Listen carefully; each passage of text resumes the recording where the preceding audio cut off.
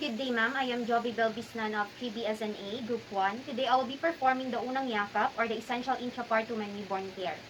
Prior to woman's transfer to the DR, we have to ensure that the mother is in her position of choice while in labor. And then ask the mother if she wishes to eat, drink, or void. So, before po tayo pumunta sa delivery room po, gusto niyo po ba munang uminom, kumain, or umihi po muna? And then after that, you have to communicate with the mother and informs her of the progress of labor. Nay, punta na po tayo sa delivery room dahil po nasa 5cc na po ang cervical dilatation po ninyo, which is kailangan na po natin mag-prepare for your delivery po. And then, woman's already in the DR preparing for delivery. Check the temperature of the DR to be at 25 to 28 degrees Celsius. And then ensures woman privacy, removes all jewelry, and wash the hands following the WHO 1, 2, 3, 4, 5 procedure. So, assuming that this is water,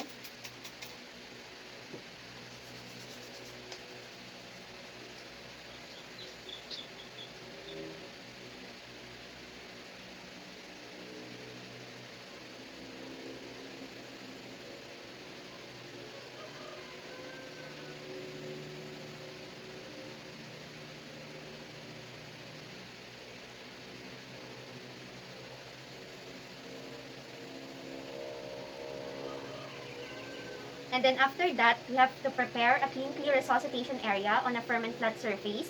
Check if it is clean, functional, and within easy reach. So, assuming that I already prepared the resuscitation area, after that, we have to arrange the materials or the supplies in a linear sequence. So, in this part, I have the cotton balls with betadine solution, and assuming this is a sponge forceps, the kidney basin, the stethoscope, and the tape measure for the physical examination of the baby, the cotton balls, the medicine tray with cotton balls, the oxytocin, the hepatitis B, BCG, and vitamin K vaccine, and then the eye ointment.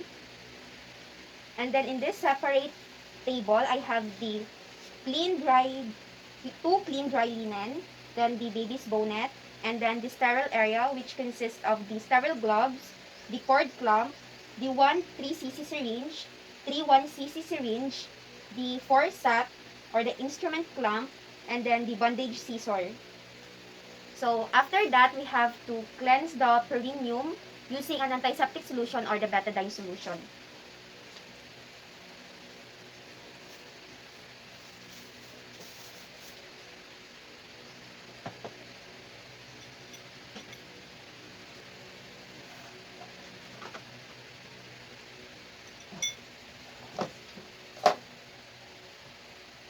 Always starts from the far side.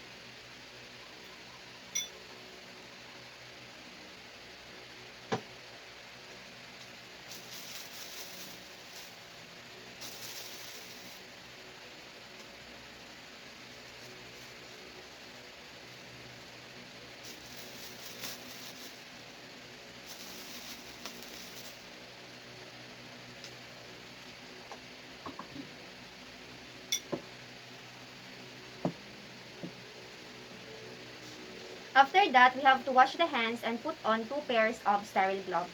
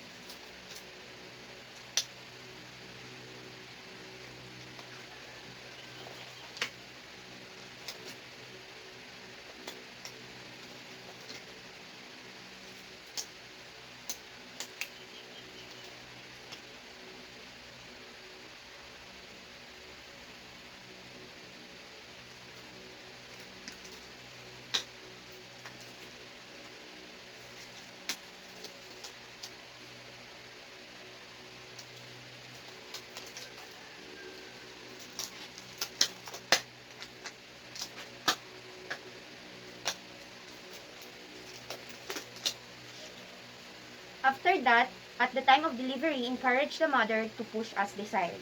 So, mami, pag sinabi ko kung push, push po tayo ha. And then after that, drapes the clean dry linen over the mother's abdomen or arms in preparation for drying the baby.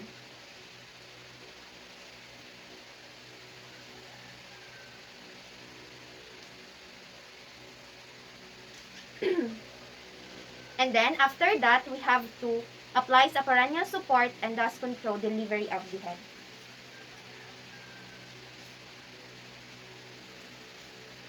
So, mami, push po tayo. Push po, mami.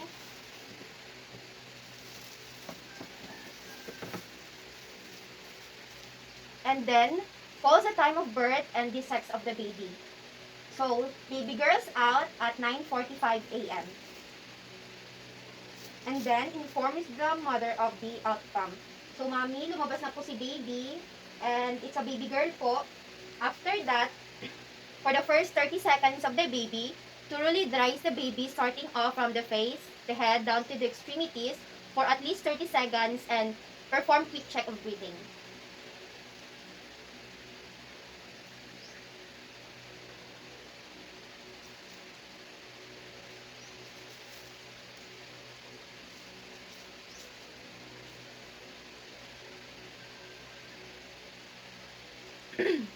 After that, during the 1 to 3 minutes of the baby, removes the wet cloth and place the baby on a skin-to-skin contact on the mother's abdomen and chest.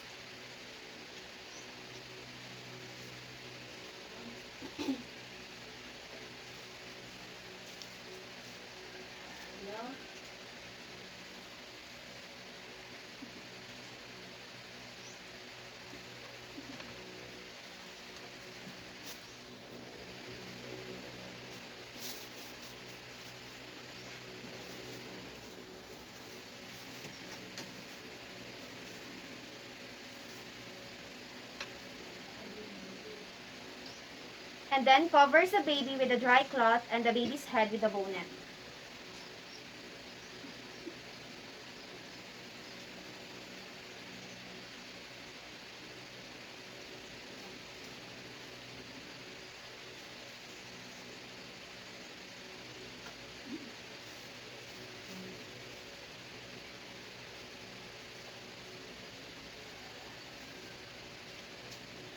After that, exclude the second baby by palpating the abdomen in preparation for giving the oxytocin.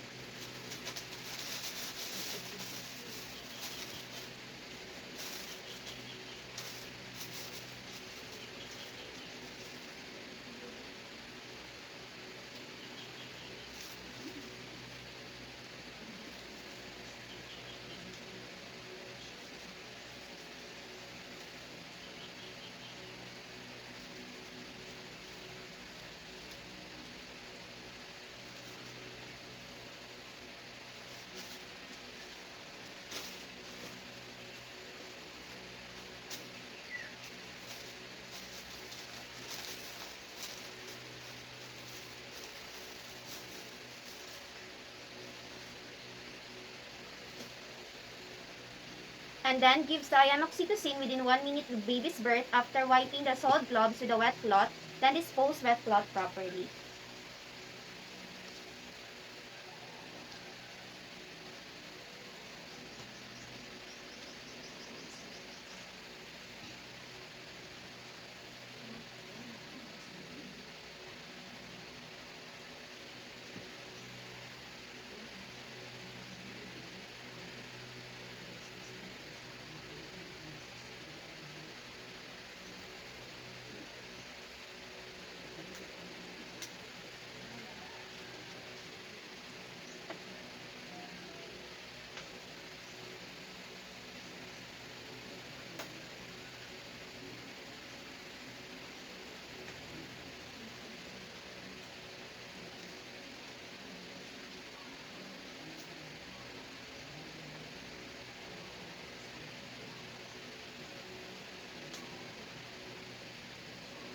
I will aspirate 1 ml of oxytocin.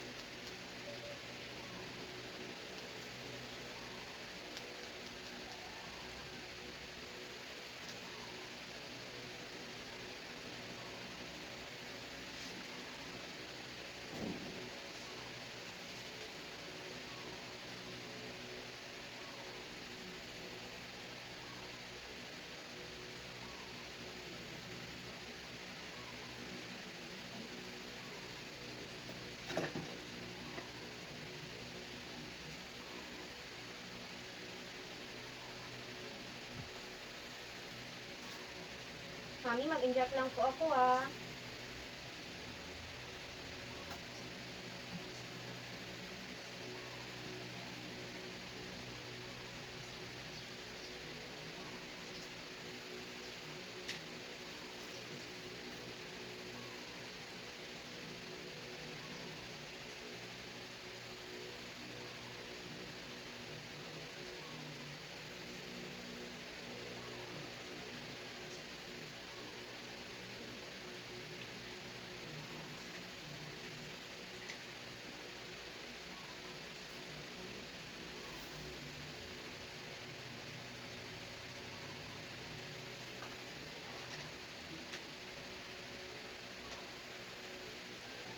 After that, remove the first set of gloves after positioning the baby for cord clamping, and then decontaminates the gloves on the 0.5 chlorine solution for at least 10 minutes.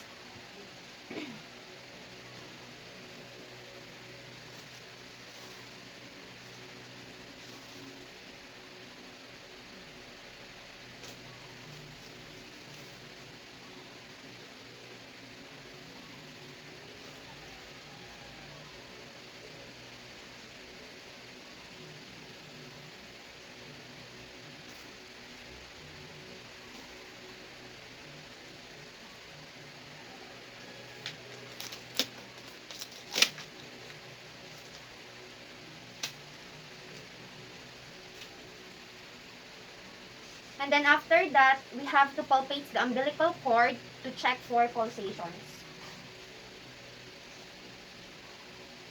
If pulsations stop, clamps the umbilical cord using a plastic cord clamp from 2 cm from the base.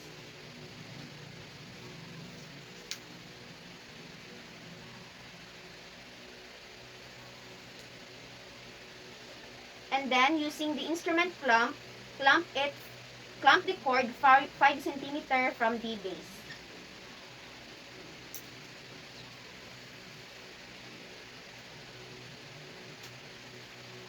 And then cut it near the plastic clamp.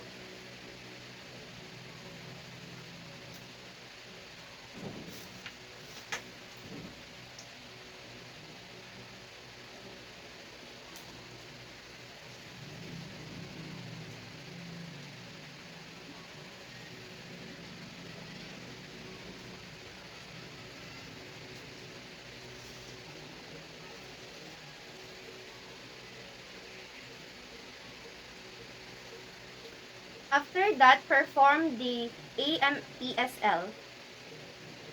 Waits for a strong uterine contraction and apply controlled cord traction and counter traction on the uterus, continuing until the placenta is delivered.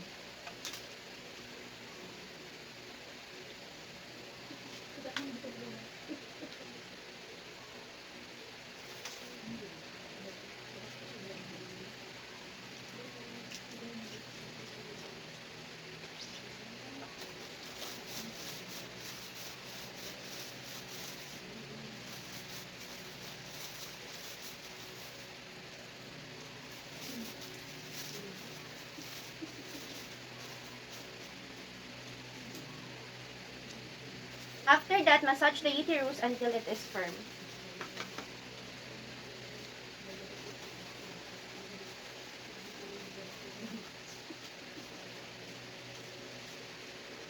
And then, inspect the lower vagina for any laceration or tear and repair it as necessary.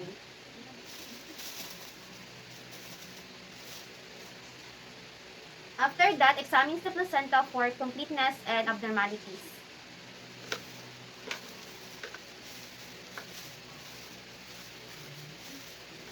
And then, cleanse the mother's perineum and does perineal flushing and apply perineal pad or napkin. So I will perform the perineal flushing.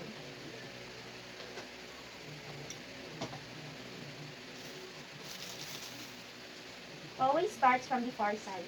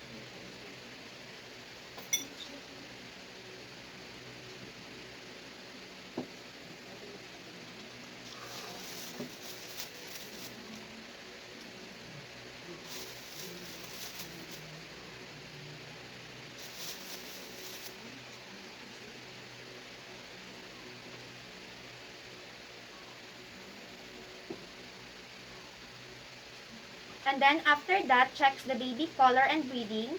Check the mother if she is comfortable and that the uterus is contracted.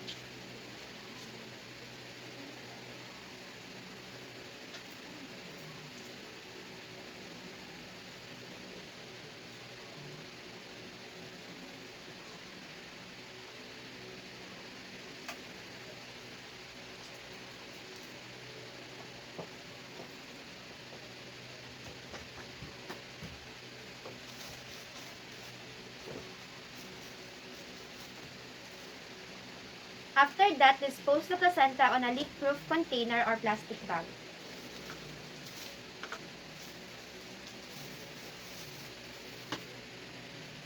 And then, decontaminates the instruments before disposal. And then, decontaminates second pair of gloves before disposal. Decontaminates it for at least 10 minutes in a 0.5 chlorine solution.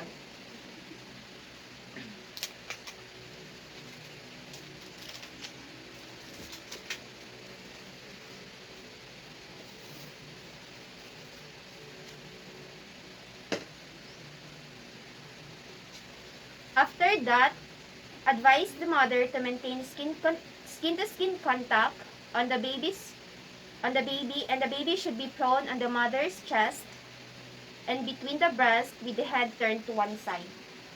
Mami, maintain lang po natin yung skin-to-skin contact ni baby hanggat hindi pa po natatapos yung kanyang first breastfeeding po And then after that, advise the mother to observe feeding cues and cites example of feeding cues.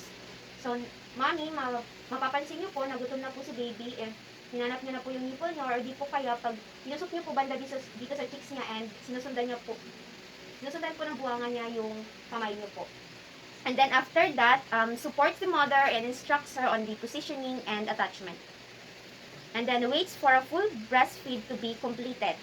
After a full breastfeed, administer the eye ointment and do a thorough physical examination of the baby and then give the vitamin K, hepatitis B, and BCG injection simultaneously.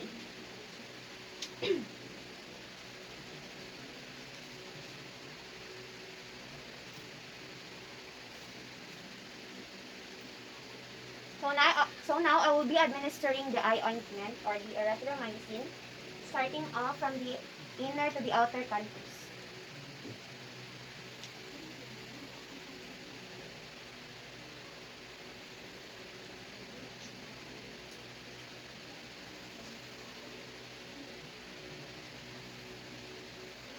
And then we will do the physical examination. First, we will weigh the baby.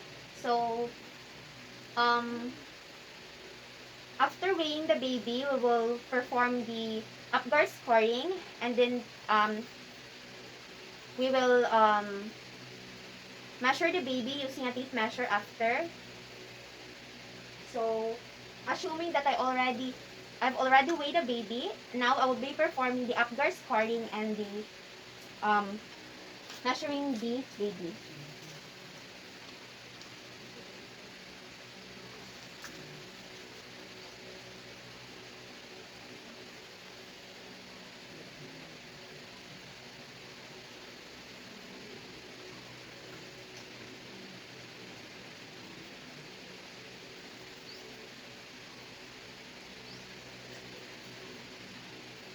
First is the head circumference.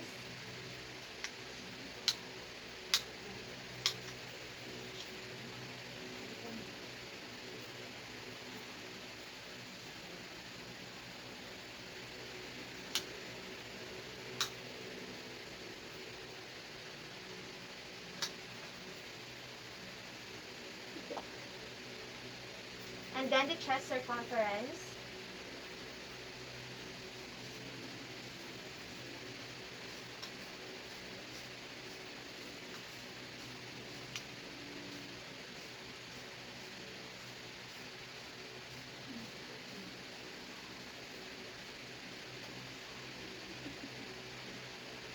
And then the abdominal circumference.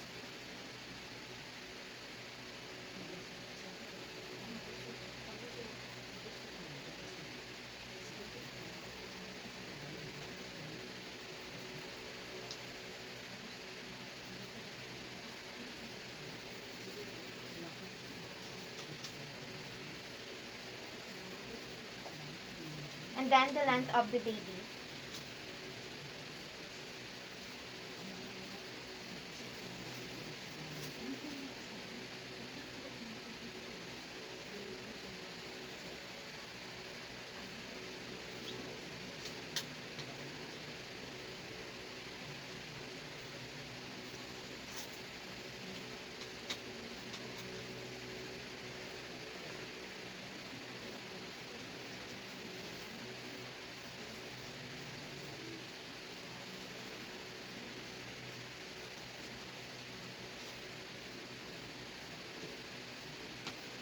And then I will now um, give the hepatitis B, the vitamin K, and the BCG injection simultaneously.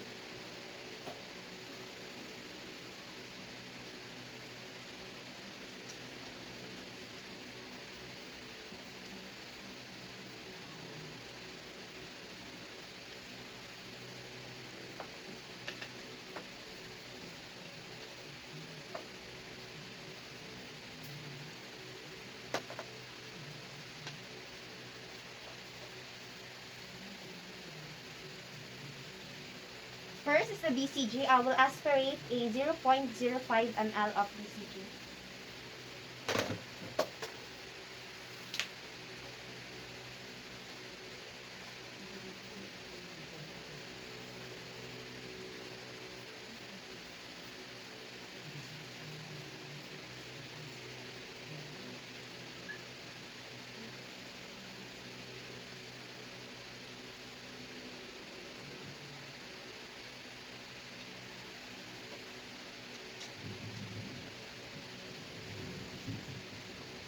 And then the hepatitis B 0.5 ml.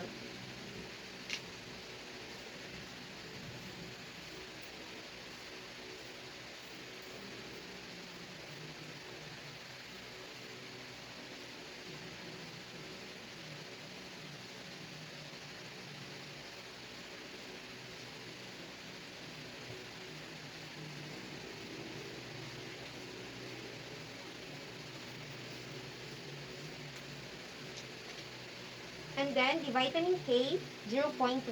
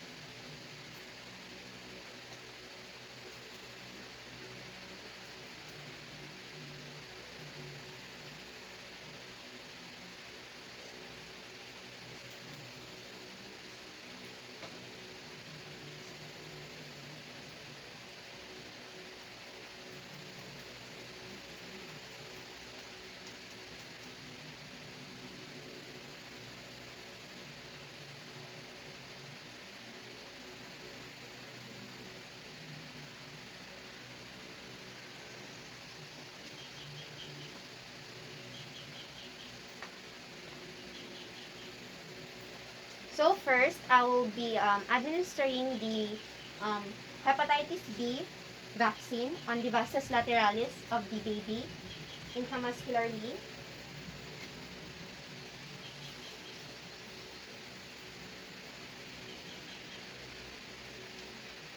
Nay, mag-administer lang po ako ng mga vaccines po ni baby ha.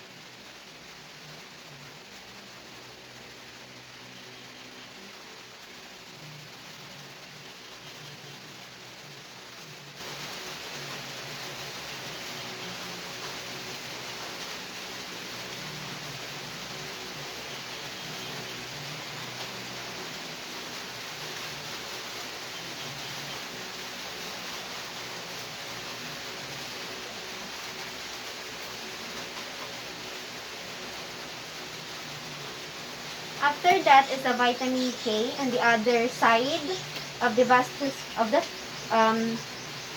other side also of the baby's feet.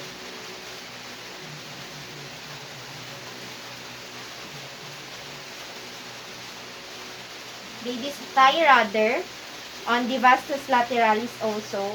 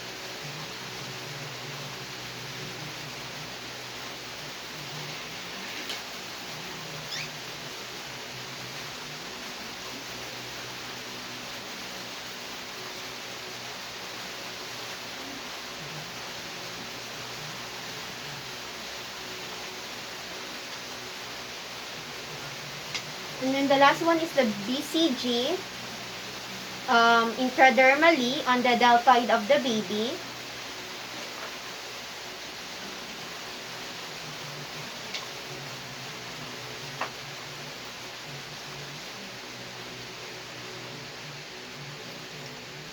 Bevel up.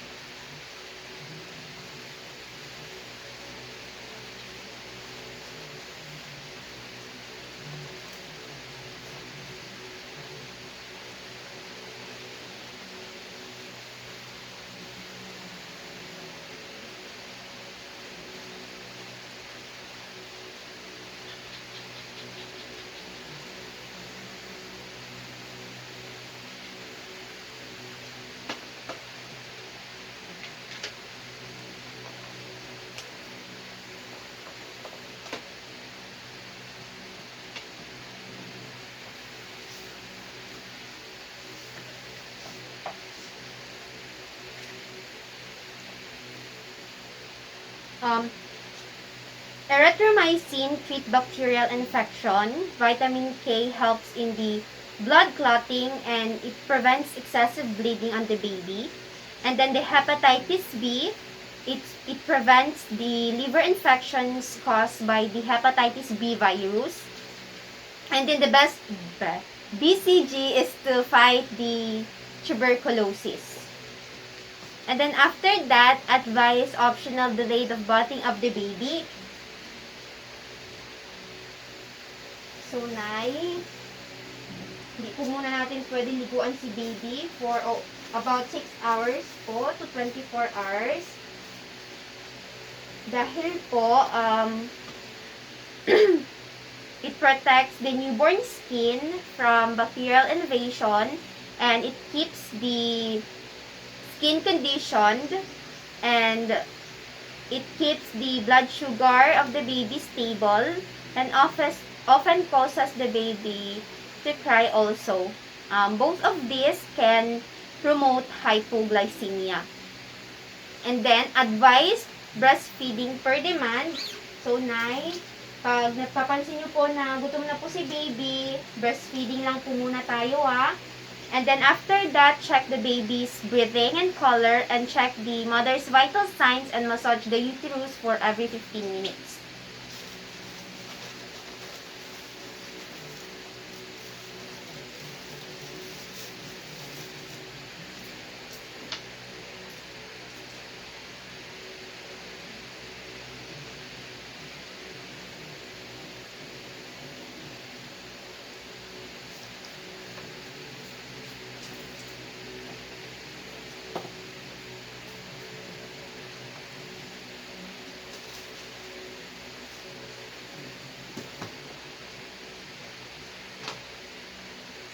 So, that's all for the Unang Yakap or the essential newborn care. Or the essential intrapartum and newborn care. Thank you.